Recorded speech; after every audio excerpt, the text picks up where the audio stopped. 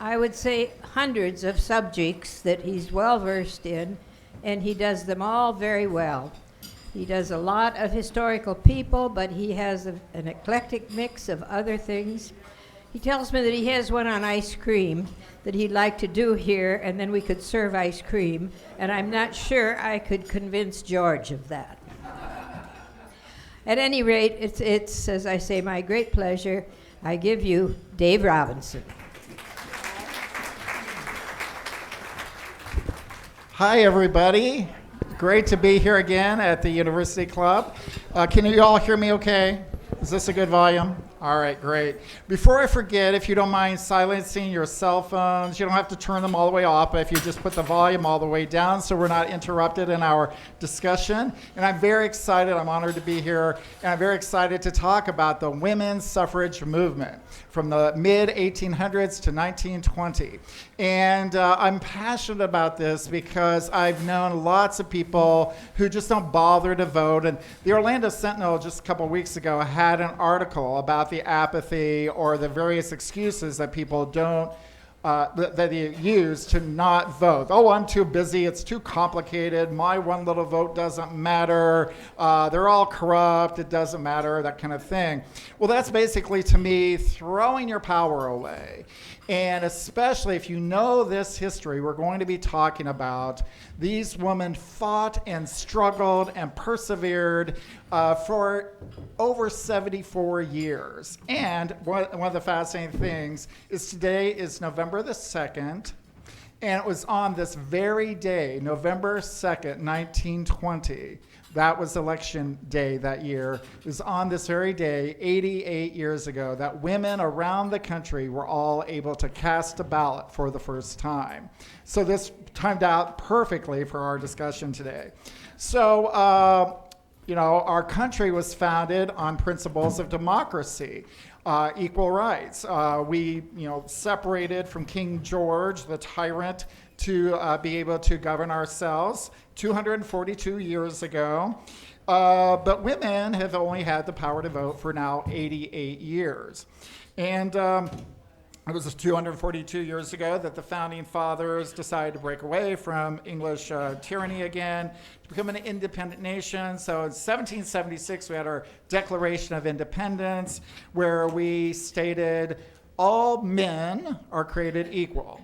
But what they meant were white men like themselves who were property owners. It would be another 90 years before men of color would get the vote, and then another 144 years before these men's wives, daughters, sisters, and mothers could get the vote as well. Gloria Steinem, in a documentary I saw, stated that pre-mid-1970s, history books, like high school history books on American history, usually gave one sentence to women's suffrage. And it usually stated that in 1920, women were given the right to vote. Well, that it was not given. It was, again, fought for, struggled for, with a lot of arduous, hard work. So, and the two of the main leaders in the first phase, starting in 1848, Elizabeth Cady Stanton and Susan B. Anthony, tragically, they dedicated their entire lives to this movement, their mature lives, and they didn't live to see it be ratified. So this is a story of incredible perseverance, commitment, determination, again, story of bravery, courage, a story of committed relationships and friendships and teamwork. And finally, also it's a story of how the fairer sex shouldered on, pushed, and persevered, and even faced imprisonment, beatings, and intimidation. So it's a story about how we should never take our privilege and our responsibility to vote for granted. So please, if you haven't already, please do vote this coming Tuesday. Okay, this film clip we're going to be seeing a little later on is from a great movie I want to recommend called Iron Jawed Angels. It's with Hilary Swank as one of the important leaders in the second phase, a woman named Alice Paul. And I'll be talking about this movie, but I highly recommend it. One little thing that I don't like is that they use like new age music in it, I think to make it more relevant, seeming to modern audiences. To me, it doesn't fit because everything else is very accurate historically for like the late teens in 1920. But it's a great movie. I highly recommend. Also, there's a great Ken Burns documentary called Not for Ourselves Alone. And it's a two-part documentary. It's very rich, very detailed, and largely focuses on Katie Stanton and Susan B. Anthony. So you have a handout. I'm not going to be able to go into detail about all of these incredible women leaders, but you've got the names, and I encourage you to Google and look up more, read more about all of these women. But I'll be mentioning the real highlights and going into a little detail on some of the really major leaders. So we trace the women's movement back to 1776 when Abigail Adams wrote a letter to her husband John. He was attending the Continental Congress in Philadelphia, and in her missive she wrote, "In the new code of laws, which I suppose will be necessary for you to make, I desire you would remember the ladies and be more generous and favorable to them than your ancestors. Do not put such unlimited power in the hands of husbands. Remember, all men would be tyrants if they could." There's a wonderful exchange of letters between this couple, and she really was a great wife, great supporter. They obviously loved each other very much. And in his reply, you can almost picture him rolling his eyes because he's just like, yes, we're rebelling from Britain as we should, but we've kind of created an atmosphere of rebellion. We hear that schoolboys are rebelling against their schoolmasters. And now, are you going to tell me that you wives are going to rebel against us, your husbands? And so he didn't really take it very seriously. So our next major item is in 1787, the Constitutional Convention allowed each state to determine its own qualifications for voting. Only New Jersey gave women the right to vote. So there was one state at the very beginning. Another very important happening, it was in 1792, an incredible forward-thinking woman for that time, Mary Wollstonecraft. How many people know that name? And how many people have read her book on the vindication of rights of women? One, okay, one. That's often more than I ever see. And this is an incredible book about, of course, women should be allowed to have education like the males. Of course, women should be able to own property. Of course, women should be able to have custody of their children. Of course, women should not have to be subjected to beatings and marital rape. And it's very direct, very easy to read, and it's never been out of print. It's been very influential for all feminists, and this inspired later Virginia Woolf and Simone de Beauvoir and Betty Friedan, and all the great feminists are well-versed. Now, Mary Wollstonecraft is more famous these days as being the mother of a famous author. Anybody know who that was? Mary Shelley, author of Frankenstein. And it was actually 200 years ago this year in 1818, that Frankenstein was first published. And has anybody read Frankenstein? It's not just a horror shock novel. It's very frightening, but it's actually a very meditative, philosophical book about taking responsibility for your actions, being mindful, being thoughtful of what you're choosing to do. So it's just not, horror quickie kind of stuff. So Mary Shelley was very much the daughter of her mother, though she never knew her mother. Her mother died giving Mary Shelley birth. So our next item is in 1807. The men in New Jersey decided to take away the vote for women. It was rescinded, so they only had that for 30 years. So during the early 1800s, there were several very strong independent women on their own who were seeing that there's injustices to women, and some of the laws, If a woman was being beaten or battered by her husband, and she got away from him, she abandoned her family. She had no rights to the children that she bore out of her own body. She had no rights to her clothing, even if she made her own clothing. She did not have rights to the clothing she escaped with. That was his property. He could demand, you give me that dress back. There were examples. Women would bring an inherited property, like for instance a whole farm, into a marriage. As soon as the marriage contract was signed, it's now her husband's property. Many injustices like this, and there were even, in some states, laws in the law books that a husband could beat his wife if he needed to bring harmony back into the marriage, as long as the cane or the stick was no thicker than his thumb. These are actual laws. So some incredible women, Frances Wright, Ernestine Rose, Lucretia Mott, Margaret Fuller, began to agitate. And I actually made a mistake on this. It says equal suffrage. It was actually more for equal rights for women. Actually, Lucretia Mott didn't believe in suffrage for women until a little later. She eventually would come on board with that. But they were mostly agitating for people to be thoughtful that women should have more rights and more say in their lives. So those are some of the unjust laws. Also in the early 1800s and 1830s, many anti-slavery groups were joined and some were even formed by women. Slavery was getting to be a hot button issue.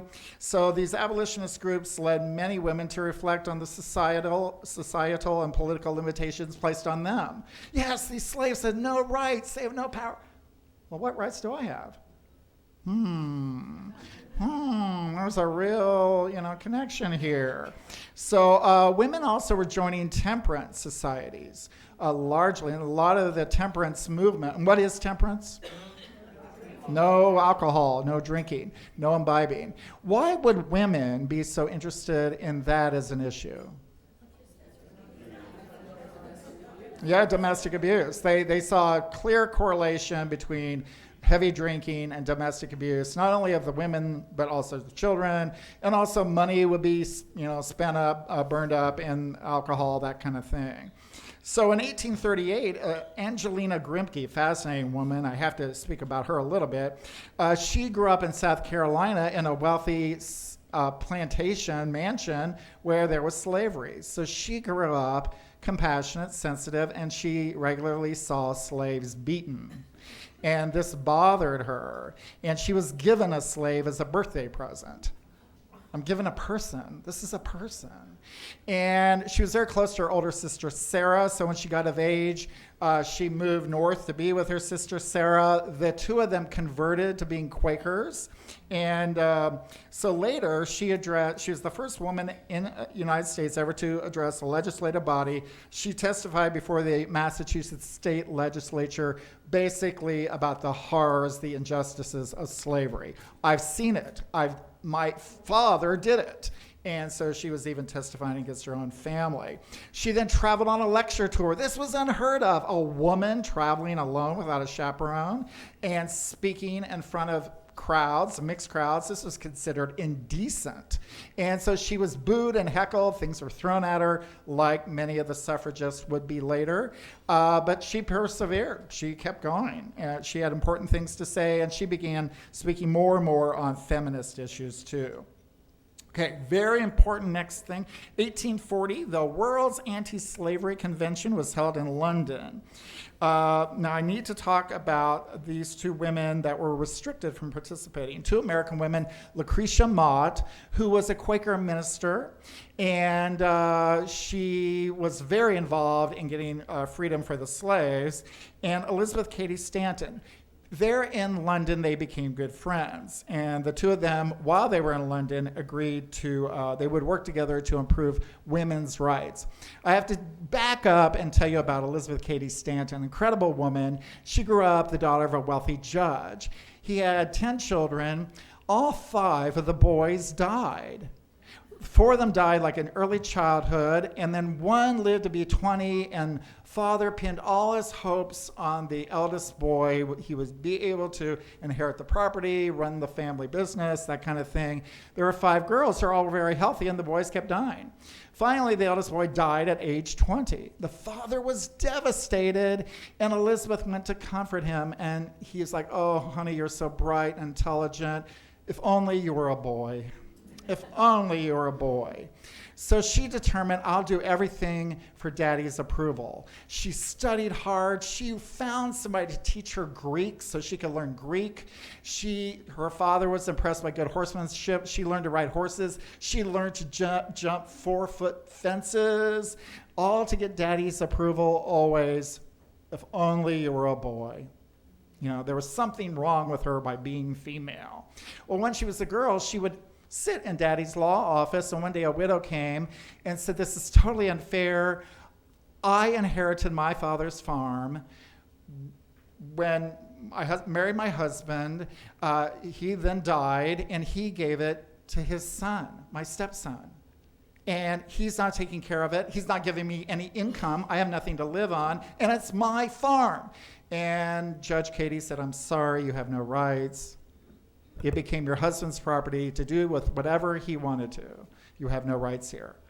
Elizabeth couldn't believe it. The poor widow left. She goes, Daddy, that's totally unfair. Elizabeth, let me show you. Right here it is in the law books. And she goes, give me a scissors. I'm going to cut that bad law out of there.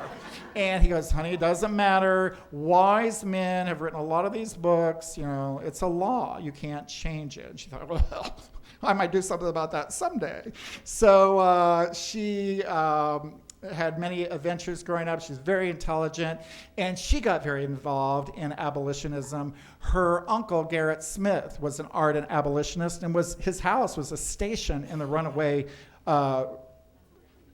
Underground Railroad, thank you, Underground Railroad. So she was meeting runaway slaves, and she met some of the other big abolitionists, Frederick Douglass, and she loved going over there. Well, her father hated abolitionism, thought it was terrible. So she was hanging out more with her liberal uncle in that house, and then she fell in love with an abolitionist, Henry Stanton, and her father refused to consent, so they ran away.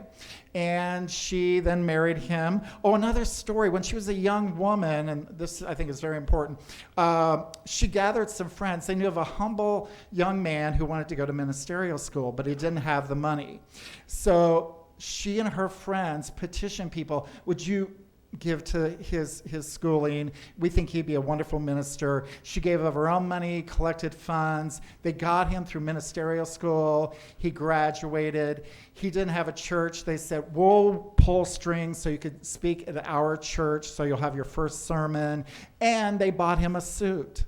His first sermon, my sermon today is on the inferiority of women, that women must not speak in the church. Well, Elizabeth and her friends all stormed out. You can imagine the sense of betrayal. So back to her marriage. She's run away with Henry Stanton, and she goes, honey, I love you, but I'm not going to be Mrs. Henry Stanton. I'm going to join my names, be Elizabeth Cady Stanton. He's like, okay. And she goes, and when we do our vows, I'm not saying I obey. He's like, okay. He was kind of a liberal guy, so they got married. It was a pretty much happy marriage. And then 2 days later, they went to this big convention, the first World Anti-Slavery Convention. They get there. She's all excited. Lucretia Mott is there. She meets Lucretia Mott. And they get there, and they're like, okay, women are not allowed to be a part of this. You may listen behind the screen, behind a curtain, but this is for men only. We sailed for a week to be here. What are you saying? And Lucretia Mott is a major abolitionist in America. We're sorry, you can listen, but you're not allowed to speak or be seen, not even be seen. So other abolitionists, men joined the women in protest. So Katie Stanton and Mrs. Lucretia Mott, they went to the History Museum one day while they were in London, and they had so much to talk about. They sat down on the steps, and they never did go in the museum. They had so many shared ideas, and they both became passionate. We can do something. We need to do something about all this injustice in America toward women and what we just experienced. So that later that same year, no, I'm sorry. Now we're jumping 8 years later. They made this pledge, and in July of 1848, years went by. Elizabeth started having babies, one baby after another. She's writing letters back and forth to Lucretia Mott, but they don't have really time to do anything. And then in July of that year, Lucretia Mott comes to visit Seneca Falls, where Elizabeth is living. And come and have tea at the house where I'm living. Elizabeth says, I can't wait. I've been having babies. I'm bored to death. I'm mentally starving. Can't wait to talk to some other intelligent women. So they go, and they're talking about all these injustices. And Elizabeth says, okay, we're having this big gripe session, but let's do something. Let's have a convention. There's never been a convention for women's rights. And they organized this. It happened 5 days later. Isn't that amazing? Elizabeth said, we can make it happen. I know of a church. They'll probably let us use it, the Wesleyan Church. We'll take out an ad. Well, it's so late, we might only get 30 people. Well, it's a start. Let's do it. So they took out this ad. 5 days later, they thought they might get 30 people. 300 showed up, carriage after carriage. And Elizabeth was like, see, there's a lot of people like us. And so when they were deciding what they were going to talk about, they wrote this Declaration of Sentiments and Resolutions, and Marianne McClintock was among the 5 women that organized this. And Elizabeth said, we have to make suffrage one of the items. Equal rights for women mean equal right to vote. And Lucretia Mott herself was like, oh, that might be too soon. Let's just talk about property rights and rights to children first, and maybe we could get there. And Elizabeth said, we can maybe change some laws, but then they can be changed back again if women don't have the power to vote. Remember the Declaration of Independence. It was all about no taxation without representation. And we have working women, single working women that are being taxed, and they're not represented. And so she talked them into this, being on this proposed Declaration of Sentiments and Resolutions. It was patterned after the Declaration of Independence. It said all men and women are created equal. And so Frederick Douglass, her old friend, abolitionist friend, a former slave who's now a famous orator and abolitionist himself, he is there. So they are discussing this, and Elizabeth says, okay, ladies, here you can talk. We know in a lot of churches, a lot of public places, you're not allowed to speak. We want you to speak. So people are like, oh, asking for the vote, and Elizabeth's like, we're not going to ask. We're demanding it. We're going to demand it. And, well, it's too soon, maybe later on down the line. And Frederick Douglass came up and said, I'm not only for equality for slaves, but for all people. I think Mrs. Stanton is right. So it passed, and 100 people willingly signed the declaration out of the 300 attendees. This was the first time a convention by an organized group effort to promote women's suffrage was held, and it got national attention. This was so radical, so different. Nobody had done anything like this, that the word spread throughout New York, hit all the papers, and got spread around other states. And just a few weeks later, another women's rights convention is held in Rochester, New York. Among those leaders are Amy Post and Abigail Bush. And then there were more in New York, and then around New England, then the Midwest. It spread like wildfire, and the women were saying, yes, there's a lot of women feeling like things have to change. So in 1850, the first National Women's Rights Convention was held in Worcester, Mass., and it was organized by men as well as women. And the convention then would be held annually for the next 11 years until it was disrupted by the Civil War. Among some of the famous people during those 11 years were Lucy Stone, Sojourner Truth, Frederick Douglass, Matilda Jocelyn Gage, and Susan B. Anthony, just among some of the few of the famous speakers. Sojourner was a black woman slave, freed, who reinvented herself. She was illiterate. She couldn't even read or write, but she was a strong 6-foot-tall woman with a booming voice, a lot of inner fire, and she's like, I'm going to rename myself Sojourner, like I'm going to travel, I'll just walk if I have to, and I'll charge a little money, and I'm going to tell the truth like it really is. So at one of these conventions, a man got up and said, now you ladies, this is a bunch of tomfoolery. You don't really want to vote or have equal rights. I mean, after all, are men going to be willing to hold your chair at the table? Will they be willing then to open the door for you when you come in the house? Will they be willing to assist you up in the carriage? Now think about this, ladies. So Sojourner takes the lectern and she's like, nobody's ever helped me into a carriage. Ain't I a woman? Nobody's ever opened the door for me. Ain't I a woman? Nobody's held my chair at the table. Ain't I a woman? And I have toiled the fields from sun up to sundown. I have planted, I have plowed, I have hoed, I've harvested. Ain't I a woman? And famous speech by her. So then in the early 1850s, Elizabeth Smith Miller, who was Elizabeth Cady Stanton's cousin, invented a reform costume for women. The garment was long baggy trousers worn under a short skirt that only came to the knees, and it was designed to give women freer movement. How she came upon this was she went mountain climbing with her husband and knew she couldn't wear these long skirts and the corset and all that and be able to do this activity, and somebody there at this resort said, oh, we do have a woman's climbing costume.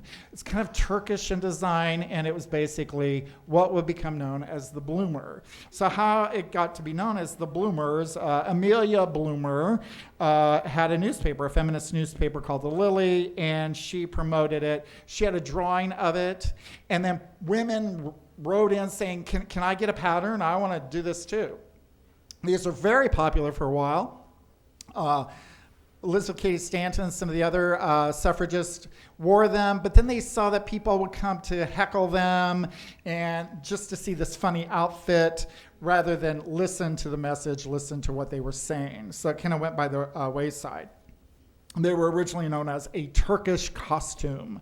But Elizabeth Cady Stanton, she kind of was sorry to let it go because you could move so much more easily. And imagine wearing all those long layers of skirts and petticoats and the corset. How could you move? And women had accidents. They'd fall downstairs. They'd trip on their own hems. And imagine the work, because these skirts trailed dirt and dust and mud, all the washing that had to be done. And they were, so confining and imprisoning, just the average outfit.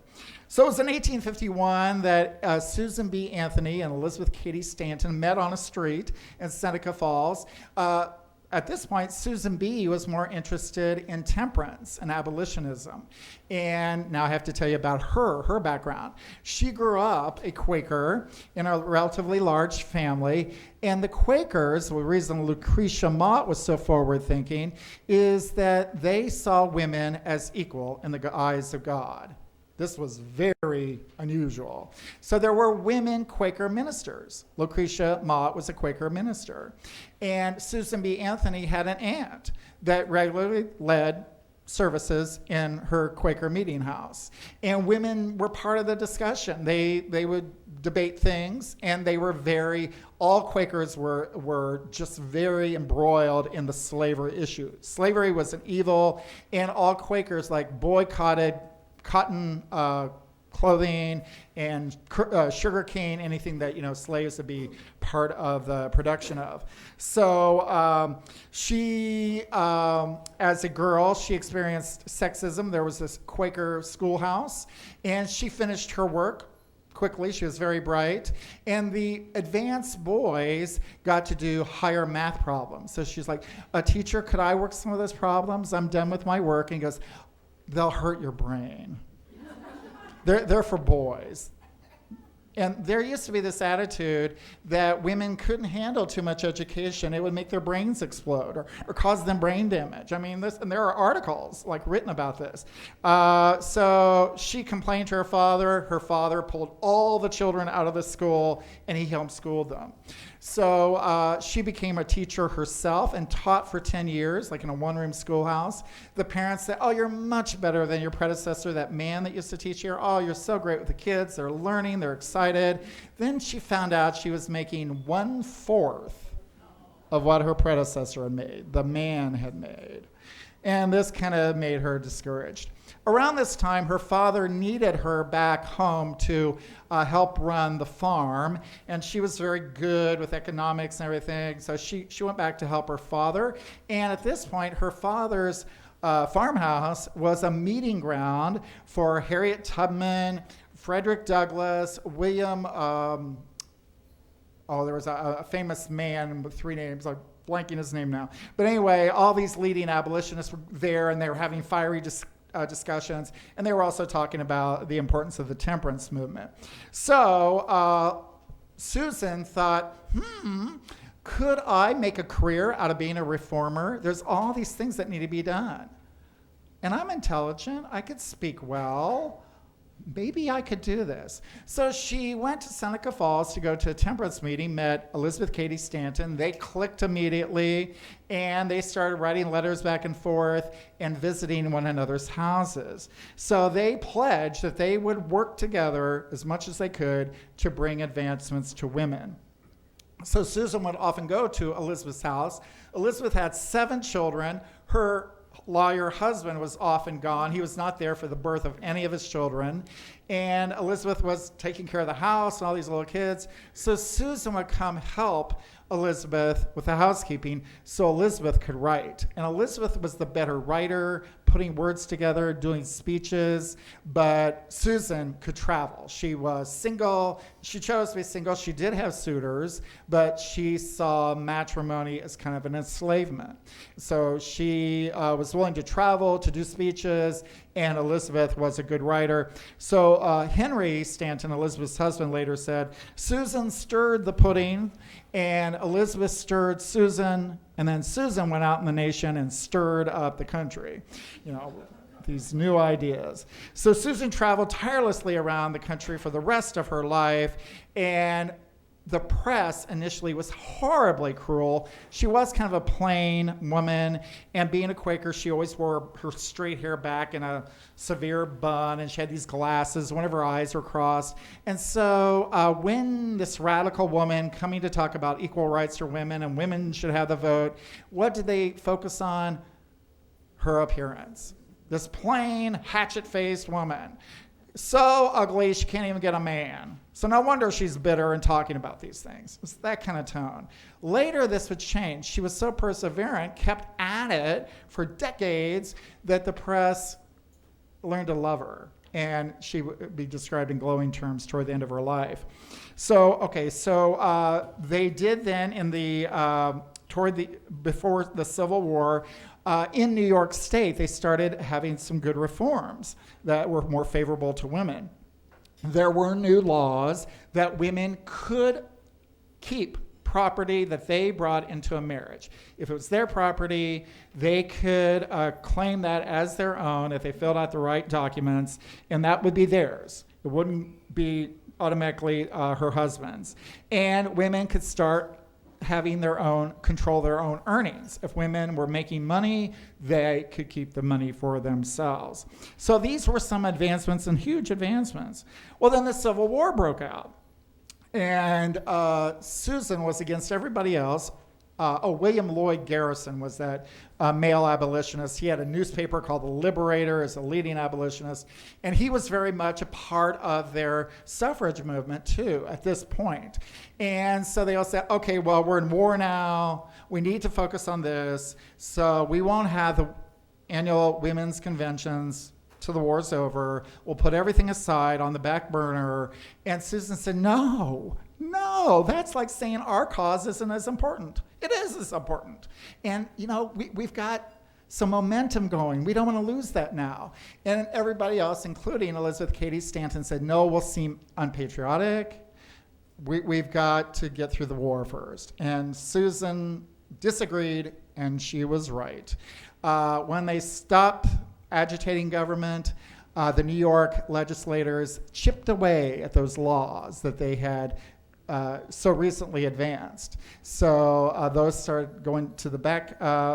And then during the latter part of the war and just after the war, Anthony and Stanton were asked, can you gather, through your women's groups, can you gather signatures for petitions saying, we support emancipation? Freedom for the slaves. So they wrote letters. They had their own newspaper called The The Revolution at that point. And some women thought that was too strong to call their women's newspaper Revolution. And Katie Stanton, well, what do you want to call it? Rosebud. She always. So they had this Revolution newspaper. And, okay, please send, we're sending out petitions. Go around your areas, collect petitions. Names, that you support the emancipation. This will lead to our rights. And when Susan was arguing with the other suffragists, they were like, we'll work the war effort, and then the men will be so grateful to us. Susan thought, yeah, right. So anyway, so they did this, and they, through this huge, big, mass effort, collected 400,000 signatures. This was the biggest group of names signed to one cause ever in the country up to this point. It was huge. And when they delivered this to the senator who asked for it, he's like, you've done a noble work. You women have done great things. We can't thank you enough. So we had the 13th Amendment, granted freedom to slaves in the Confederacy, but not through the whole country. And people, well, that's wrong. So then there was the 14th Amendment. So despite their focus on the war, many women did gain experience and organizational skills that they would later add to the suffrage cause. So just after the war, this is very important, thousands of organizations were formed around the country by newly emancipated black women. And these are very small little groups here and there, different local areas. Of course, there was no internet then. These black women were illiterate. It was against the law to educate slaves. So they were forming their own little groups, 3 or 4 or 5 people here, 3 or 4 5 people there, and they would all join in later in 1896 as the National Association for Colored Women. So the 14th Amendment was ratified, and Susan was out west visiting a brother, and she reads in the newspaper that it reads, a male citizen, all male citizens will have the right to vote. And her friend Elizabeth and William Lloyd Garrison is like, they're going to be so grateful. They're going to give women the right to vote too. And she's seeing, they're putting male in the amendment. So she immediately went back to New York, and we've got to change this. And that same year, 172 women in New Jersey tried to vote, but were denied. In the coming years, more and more women would commit similar acts of civil disobedience. So this got to be, they started having their conventions again, and this got to be very hotly debated. Stanton and Susan B. were saying, we have struggled. We were with you shoulder to shoulder to bring freedom to the slaves, and we've done that. And now you're going to give votes to the black males, but not to the women. And their male, including Frederick Douglass, said, this is the hour of the Negro. You need to be patient. This is an advancement. And then after this, we need to focus on temperance. And then the next generation will focus on you. What? They were outraged. They were furious. They were so angry that Elizabeth did something not very politically correct. In a speech, she said, okay, so you're willing to give the votes to Sambo, but not to women.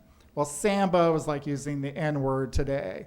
Now, people have looked at that, she was really a racist, a classist. Actually, the whole speech, she's like, you're willing to give the vote to Sambo and Patrick, but not to Dinah and Bridget. So she was saying, you're giving the vote to uneducated people, illiterate people, with Bridget and Patrick, that meant, the foreign immigrant Irish, but not to women. At another point, somebody said, we are having to focus on the blacks now. And she goes, well, aren't half the blacks women? She was just for equal rights to everybody. So in no other place, none of their writings or her letters does Katie Stanton ever seem like a bigot or prejudice. So now, why did the Republicans and Abe Lincoln's party, the Republicans who were behind these amendments, why do they want to give the vote to black men but not to women? This is actually a political strategy. They knew the black men would be grateful for their freedom, and now they can vote. So who are they going to vote for? Their liberators, the Republicans. Now, if the vote is given to everybody, then all these angry women in the South who no longer have their slaves and their lifestyles are totally changing, the vote could turn out very differently. And we're pretty sure that was all part of that strategy. All right, and it's interesting. There's a parallel in the early 1970s when the NOW movement, the National Organization for Women movement, was beginning. A lot of the women there had been shoulder to shoulder with the civil rights protest, and shoulder to shoulder with the anti-war, the Vietnam protest. Then they were like, okay, now it's our turn. And they were getting up to say, okay, now we want equal pay for equal work, and we want childcare. And the same men, their boyfriends and husbands, who they had supported in their causes, are saying, sit down, shut up, lesbos. And it's actually, there's a television newsreel, it's only come out in a documentary later, where these same young liberal men are saying, you just need a good effing. Really ugly stuff. And those women, like Katie Stanton and Susan B. Anthony, felt very betrayed. So there was a split. So I lost my place. Stanton, they organized with Henry Blackwell, the American Women's Suffrage Association. Oh, no, I'm sorry. That was the other side, the conservative, moderate side. And they formed their own group. The National Women's Suffrage Association. So now this great movement is split into two. A lot of the conservatives, like Lucy Stone, thought that Anthony and Susan B. Anthony and Katie Stanton were too radical. That same year, fascinating book, John Stuart Mill, a great English philosopher, and his wife published Harriet Taylor on the subjection of women that same year. And it's kind of along the same themes as Mary Wollstonecraft's book. In 1871, Victoria Woodhull addressed the House Judiciary Committee on the rights for women to vote under the 14th Amendment. And I probably should have had here, she was the first woman to run for president in 1872. But on the National Equal Rights Party, it wasn't a recognized major party, and she didn't get very far with that. Then that same year, 1871, the Anti-Suffrage Party was formed by wives of prominent men and highly supported by men and factory owners and businessmen who were employing poor women. They didn't want them to have the power to vote. They wanted to keep their wages where they were, and keep their hours the way they were, and that kind of thing. So in 1872, Anthony and 15 other women were arrested for trying to vote in New York. She marched up with her sisters and some friends to register to vote, and the men there were so taken aback, they're like, well, women can't vote. And she goes, I'm going to sue you. Actually, our state statutes say a citizen can vote, and I'm a citizen. Well, all right, here's the forms. And so they registered. Then she marched back and voted, and wasn't arrested there at the polls. A policeman came a couple weeks later, and she's like, okay, handcuff me. She wanted to make a show of this, and he didn't handcuff her, took her to jail. She had a trial, and the trial was a travesty. That's why I have it Stan's trial. Her lawyer tried to, she hired a lawyer, and he tried to make her points that the statutes, the state statutes say citizen, so she has her rights, and the judge just bangs the gavel, shuts up the lawyer, everything he tries to say, then pulls out a paper from his pocket that he had already prepared. And basically it's like, women are inferior, women have not the right to vote, blah, blah, blah. And then said, gentlemen of the jury, it wasn't a jury of her peers, it was all men, gentlemen of the jury, you're dismissed. The lawyer's like, no, it's supposed to be they're supposed to debate this. And bang, bang, bang, court adjourned, and people were starting to agitate in the courtroom, and then the judge made a mistake. Miss Anthony, do you have anything to say in your defense? Oh, I have lots to say. And she did. She was prepared, and she was like, this is a travesty. It's supposed to be a jury trial. You didn't even let them hear the case, much less let them debate it. You dismissed them, and they didn't even talk amongst each and there was no arguments. It was just you. And she said, resistance to tyranny is obedience to God. So she was fined $100, and she said, I will never pay a single cent of this. And she did not. Now, she was the only one who was brought to trial. Her sisters, some other friends also voted, but they were trying to make her the example. And I love that she demanded and received transcripts from the trial. Everything that was said, she made copies and she mailed them out to all the newspapers, would give them away to anybody who wanted one, just to show this terrible injustice.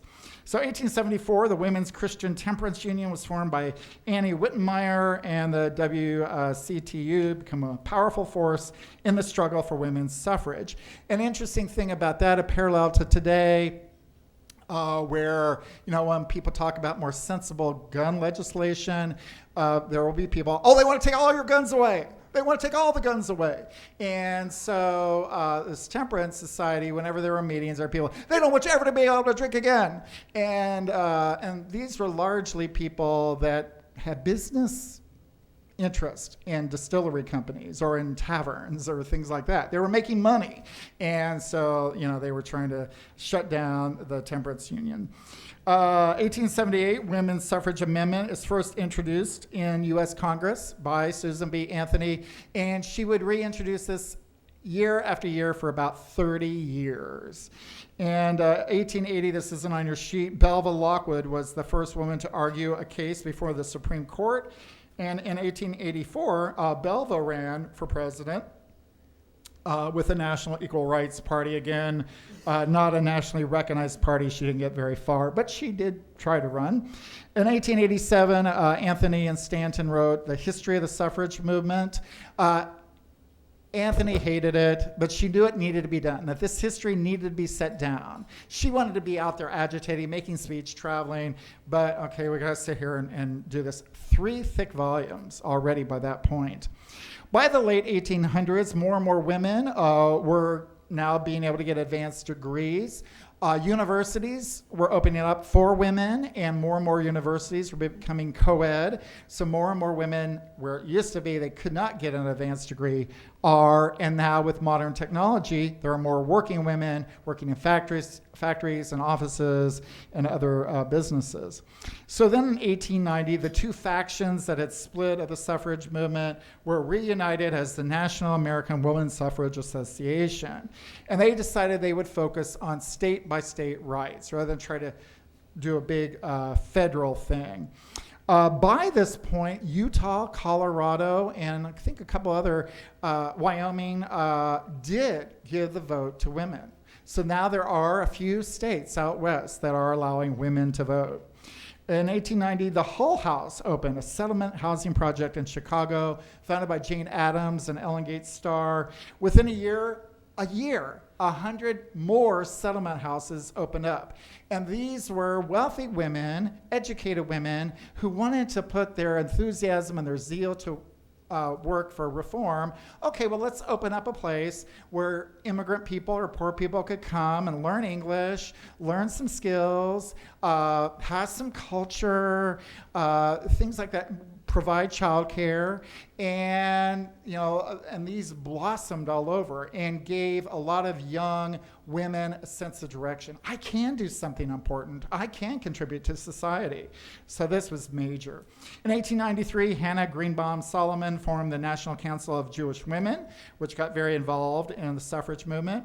Controversial, again, 1895, Stanton published The Woman's Bible. And a lot of the suffragists distanced themselves permanently from her. They thought this was blasphemous. This was like being a heretic. And what it was actually was she had the help of 26 scholars, linguists, in Hebrew, and in ancient history, saying, the Bible's been interpreted and reinterpreted and recopied and reinterpreted over and over and over.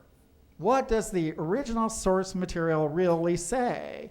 We highly suspect a lot of these verses or passages were put in later or reworded to push down women. And a lot of these scholars agreed. So it's actually a scholarly thing, but people saw it as, oh my God, she thinks she could rewrite the Bible now. Oh, what a terrible woman. In 1903, several women created the Women's Trade Union League to protect the rights of working women. More and more women, again, are working. And then in 1912, Theodore Roosevelt's Progressive Party was the first national political party to adopt a woman's suffrage plank. Need to mention Stanton died at age 87 in 1902, and Anthony died in 1906 at the age of 86. Now, those are long lives. The life expectancy was only about 60 for women about that time. So they lived very long lives. They were very focused. And Anthony became beloved by the world. People didn't agree with her message a lot, but she was a powerful speaker. She never gave up. They said she memorized like the train timetable. She traveled around the country so much. She'd be like on a train, okay, I can make a connection over there, then get over to New York, then take a carriage there. And again, women did not travel, and women did not lecture. When she first started lecturing, people threw rotten fruit and rotten eggs on her, threatened her. One time she spoke, and the mayor had to have a loaded pistol on his lap and sit on the stage beside her. There were so many death threats. So she persevered through all this, and she became a beloved figure. She was known to the younger women as Aunt Susan. And her last speech, she was frail, she was weak, she had always had a strong voice, and she had to be helped to the lectern. And she said, well, we haven't got there yet. We have been working at this for so long. I can't help but be discouraged. But looking out at all your faces, you younger women, the next generation, I am encouraged. Please remember, failure is impossible. And those were her last words in public. Failure is impossible. There's an AME church in New York that has a picture of her in a stained glass window with the words, failure is impossible. Okay, so that was the old way, the first wave of feminism, of the suffrage movement. Now we're moving into the second phase, the successful suffragists. 1913, Alice Paul and Lucy Burns formed the Congressional Union, which was renamed the National Women's Party in 1917. Excuse me, I just need to take a sip here. Alice Paul was also a Quaker. She had 5 different degrees, including a law degree. And these two women, kind of like Stanton and Susan B. Anthony, formed a great partnership, great devoted friendship. They met in England in jail, in a police station. They were both students over in England, and the Pankhurst women's suffrage movement was going on in England.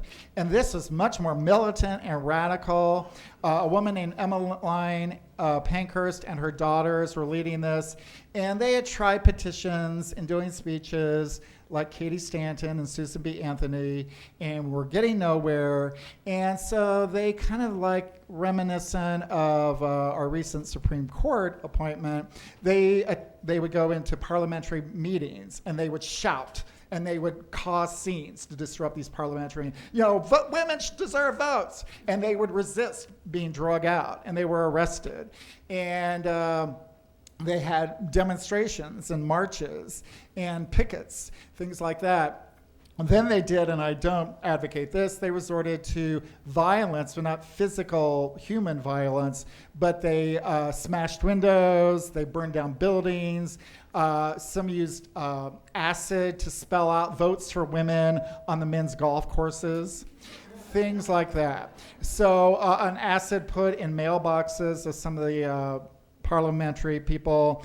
So Alice Paul and Lucy Burns were a part of all this. And one of the things that they did was they would jail these women, and the women were saying, we are not, we didn't commit a crime. So we're political prisoners. And they would go on hunger strikes. Well, then they would be force-fed, and the government didn't want deaths on their hands, so they would release the women, and then they would get arrested again, and they'd be in jail. They would go on hunger strike again. And Emmeline Pankhurst ruined her health from doing this. She did this so many times. Anyway, so Lucy and Alice brought some of those tactics, but not the violence. They didn't do any of these burning down buildings or breaking windows kind of things. In 1913, they staged a brilliant march on Washington. It was the day before Woodrow Wilson's inauguration. So the town was already full of journalists from all over, people all over to see Woodrow Wilson's inauguration. So the day before, 8,000 women marched with banners down the streets. And this got a lot of attention. Some of the women were attacked. There were mounted police, and they did nothing to intervene. And this got in the press. And Alice Paul made sure it got in the press. And, why can you talk to these policemen? Why did they not intervene? Women being attacked who are just, politely within their rights marching down the street with banners and things like that. So they tried various tactics, but then in January of 1917, members started peacefully picketing outside the White House gates. This went on for 2.5 years, 6 days a week, from sunup to sundown, and this involved 2,000 women. And in all weathers, freezing cold, through snow, rain, they would just stand there. They did not chant. They just stood still and held their banners. Now, this banner you see in this film clip, what they cleverly did was they used Woodrow Wilson's own quotes. So in this one, we shall fight for democracy, basically. We shall fight for democracy. Well, hello, what kind of democracy is it when half the population can't vote? This was their point. They did not hand out leaflets. They did not touch anybody. They just stood there, kind of saying, we are not going away. Well, this went along for a long time until the United States entered World War I.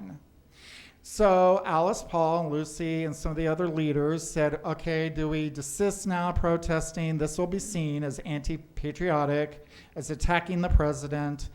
And Alice was kind of like, well, maybe we should. And Lucy said, well, remember what happened during the Civil War. They did that, thought, oh, we'll be patted on the head, then they'll give us voting rights. We still don't have them. They gave the vote to black men, and we still don't have them. So Alice said, okay, we are going to continue the protest, but if you don't want to be out there, you don't have to. If you want to help in other ways, but you might have something thrown at you, you might be hit by somebody, this is going to rile people up. They knew it would. So they then started being arrested. People were attacking them, as we're going to see in this film clip, but they were the ones arrested for obstructing traffic. And they were not obstructing traffic. They hadn't been obstructing traffic for 1.5 years. They were just simply standing there exercising their freedom of speech and protest. So you're going to see now this film clip, and I'll tell you what happened after.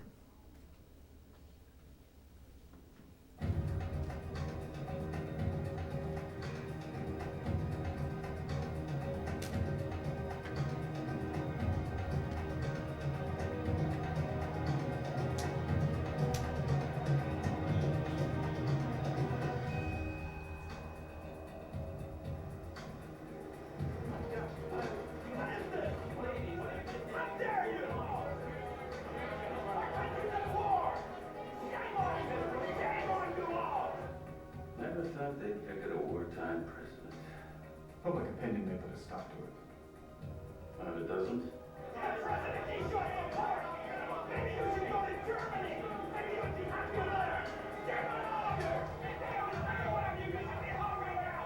He made you district commissioner. He's commander-in-chief now. Commander-in-chief doesn't get spanked by his money. Not with the whole world watching.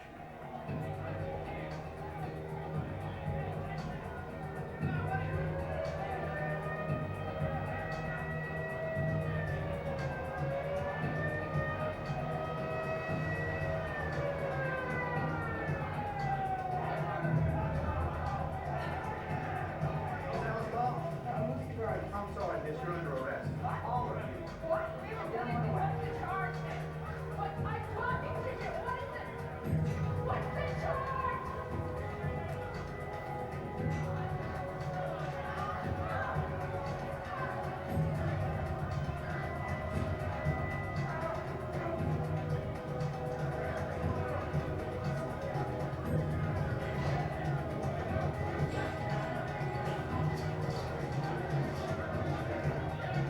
They've been arrested. Contact the family. Neighborhood end of the station. Call me when you get there.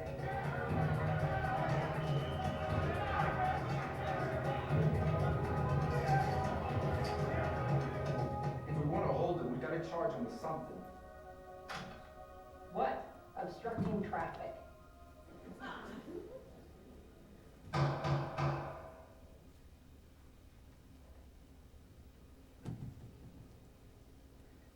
These arrests are purely political. The charge of obstructing traffic is political subterfuge. We know, And I believe the court knows that President Wilson, his administration, are responsible for our being not guilty of any offense. We are I will continue to plead for the political liberty of American women. Where 16 of us face your Where judgment. 10 of us face your judgment. Where 12 of us face your judgment today. There will be 60 tomorrow.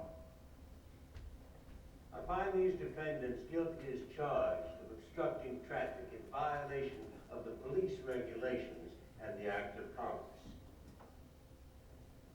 $10 each or 60 days in the Occoquan workhouse.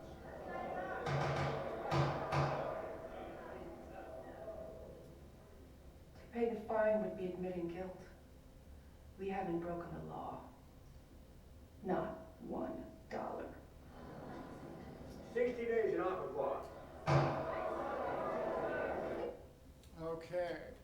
So kind of similar to Susan B's trial. Totally unjust, totally unfair, just not democratic at all. And so these women were put in jail. They refused to pay the fine. The thought was they'll pay the fine and they'll go home. One of the women at that parade, that march on Washington, was said, a man heckled her, yelled at her, "Go home to your mother." She said, "My mother's here."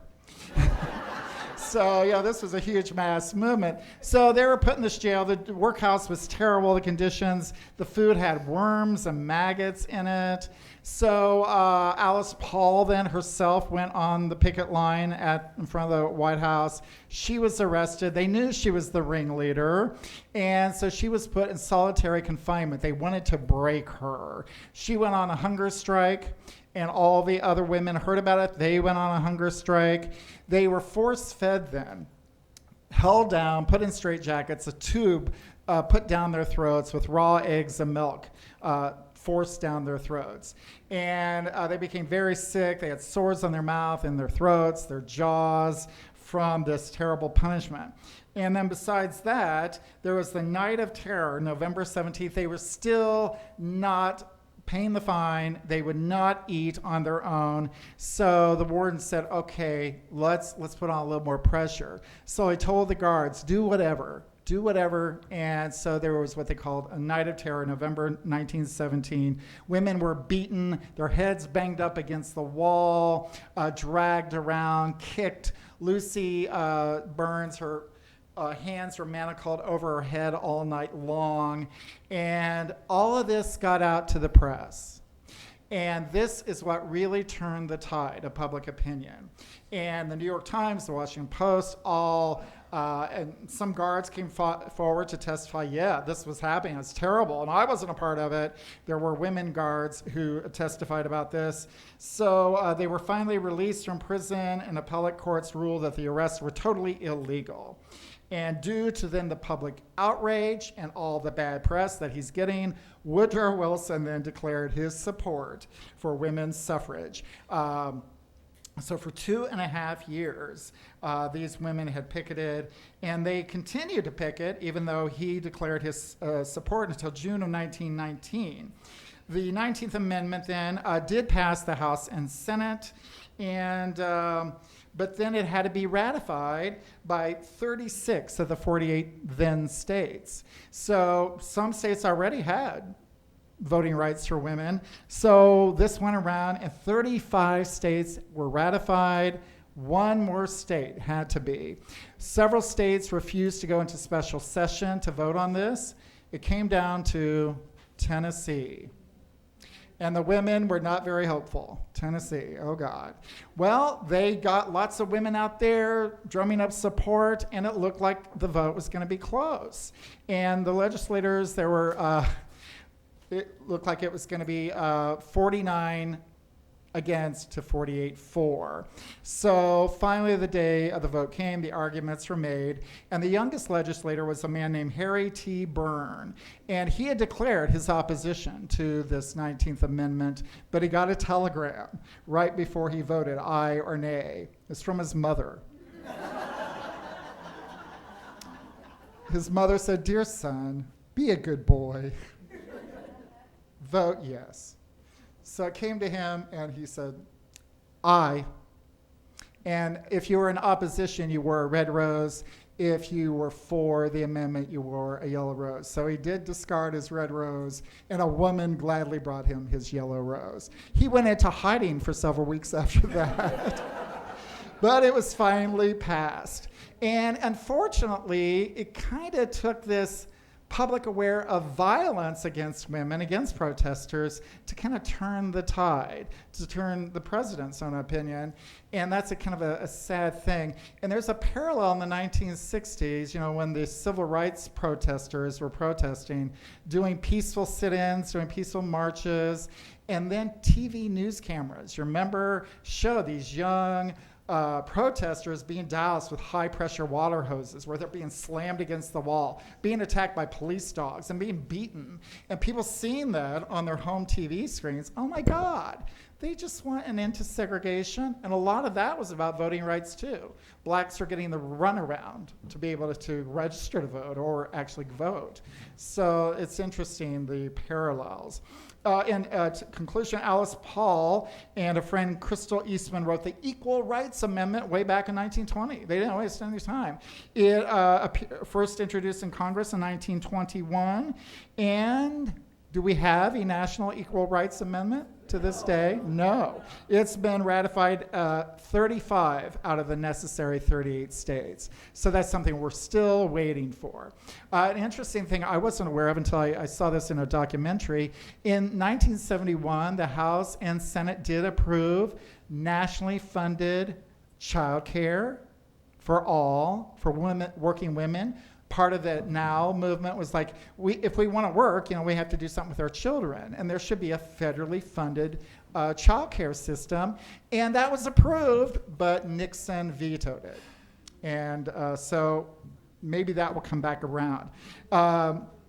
In 2 years, the 100th anniversary of the ratification, a new $10 bill is going to be introduced. And on the back of the bill will be pictures of Elizabeth Cady Stanton, Susan B. Anthony, and some of these other, Alice Paul, Sojourner Truth, to commemorate all of their efforts to this great noble cause. Please vote.